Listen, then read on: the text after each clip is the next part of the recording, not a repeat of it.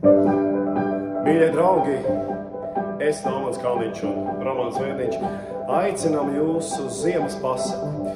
Baudīsim noskaņu Durbes pilī, pagalmā, cerams sniegotām kupenām un, protams, brīnišķīgu mūziku. Dosimies ziemas ceļa idilē uz dziesmām, kas skanēja gan manā bērnībā, gan kas, protams, skan katros Ziemassvētkos un mums katru gadu no jauna uzbur brīnišķīgas sajūtas.